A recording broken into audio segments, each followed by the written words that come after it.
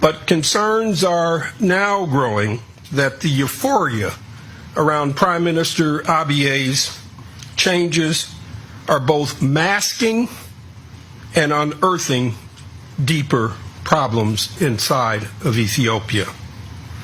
A growing number of observers are starting to ask whether Prime Minister Abiy is simply moving too fast and whether the reforms he has initiated are generating instability and security and hostility in Ethiopia's ethnically based federal system of governance. One of the most worrying of concerns is the resentment and resistance that is building up against him and his government in Tigray province, the home of Ethiopia's once all-powerful security chief, Gachacha Asfa. Although 3 arrest warrants have been issued for Gachacha, he remains free and at large in Tigray, where he is being shielded and protected by the regional federal authority. Ethnic tensions are also bubbling up in other parts of the country. Concern about the pace of change and reform has led 2 journalists to recently raise the specter that the political situation in Ethiopia could slowly deteriorate and that the country could experience the same type of ethnic, regional, and religious fragmentation that tore Yugoslavia apart 2.5 decades ago. Here's the United States, whether the president came from Massachusetts or the president came from Virginia. And I don't think it matters anymore, well, at least not quite so much in the United States. It still, I'm pretty sure, matters in Ethiopia. And I think that was the one thing that that really surprised me. Ethnicity was almost a zero-sum game. Everyone was an Ethiopian, but in their heart they were Tigrayan or Oromo or something else. And I think, when you look at it, ethnicity as a zero-sum game, if she gets something, that means I lose something, and that's not good for a country, obviously. The ethnic relationships, and these are just creating problems all over the country without much regard for what the central government is doing about it or can do about it, and this is the worrisome part.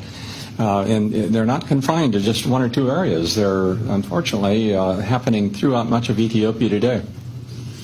And I suppose on top of that, in any country where there is multiple ethnic groups, there's the potential for ethnic clashes. But what is perhaps different in Ethiopia is that you also have an explicitly ethnically federal state. That's how it's set up in the constitution.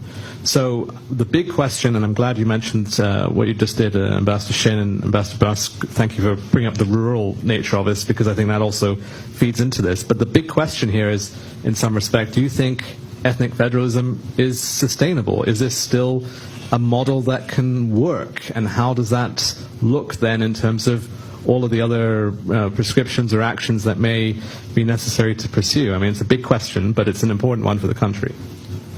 I think that's the fundamental question that Ethiopians need to address, because if they don't address the structure of their country, they can't have a successful election, they can't move the economy forward, security will continue to deteriorate. You already have 3% of the population who are internally displaced because of ethnic tensions, displacements. I personally think that a federal structure in a nation that has very different identities for its different components makes the most sense. Now, most opposition parties in Ethiopia, at least while I was there, their main complaint was this was a divide and rule tactic by the minority Tigrayans. It doesn't mean it's the ethnic federalism that I saw in operation in 2010 to 2013. At that point, the security forces, the security service, the secret service was all dominated by one ethnic group. They didn't like to hear that, but it was true. Ambassador Booth, can I ask you to respond to this question about displacement? This is the current situation.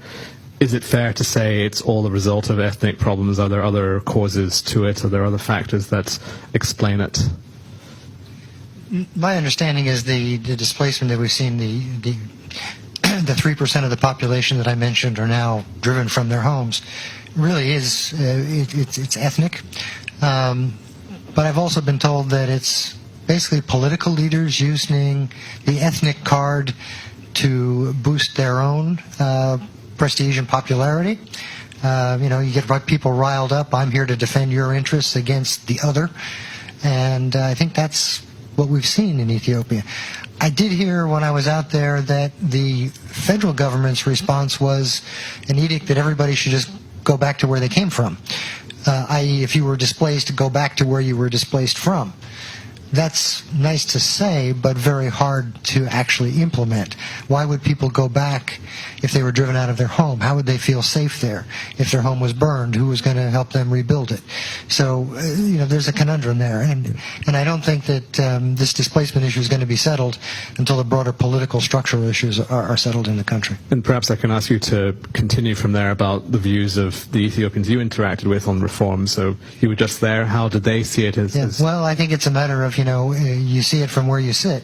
If you're sitting up in Tigray, you think this is not particularly good development, that the country is degenerating into lawlessness and chaos, the economy is collapsing. If you're sitting in Oromia, you're breathing a bit of a sigh of relief that we now have our rightful place, we have some power. I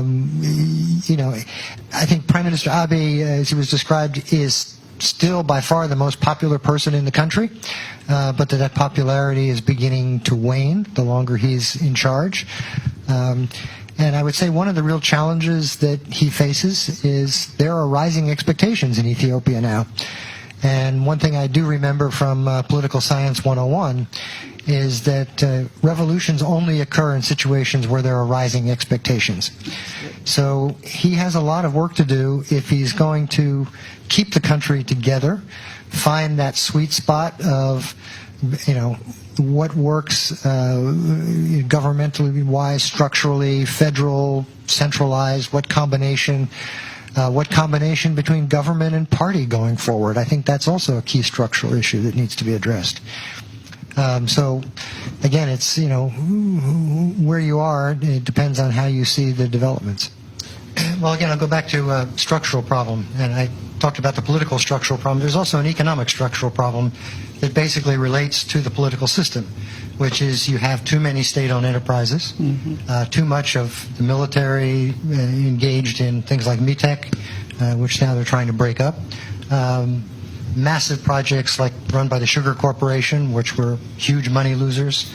And the problem you have now is you can't just go and privatize things because what foreigner is going to come in to run something in Ethiopia to sell to Ethiopians for the most part? I'm not talking about manufacture in Ethiopia for export, but to deal with the local market.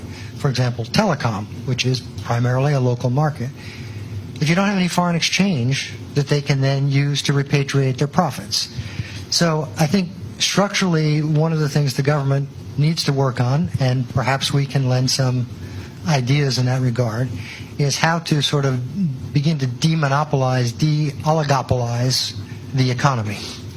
Allow more competition, allow Ethiopian entrepreneurship to flourish.